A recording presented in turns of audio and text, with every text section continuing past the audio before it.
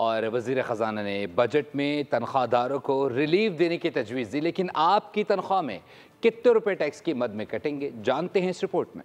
माह तनख्वाह में कितना टैक्स कटेगा, ये है वो $1 मिलियन सवाल जिसका जवाब हर तनख्वाहदार चाहता है।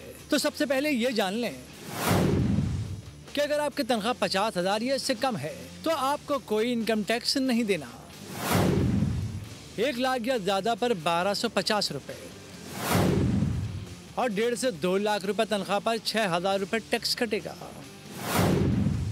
2 लाख रुपए तनख्वाह वालों को 13,500 रुपये कम मिलेंगे। 2,25,000 रुपये पर 19,250 रुपये टैक्स कटेगा। 2.5 लाख तनख्वाह पाने वालों के 25,000 कटेंगे।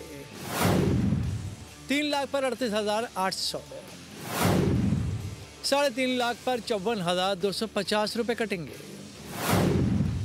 4 लाख पर 71,750 रुपये टैक्स हर माह कटेगा। 5 लाख तनख्वाह पर 1,06,750 रुपये कटेंगे।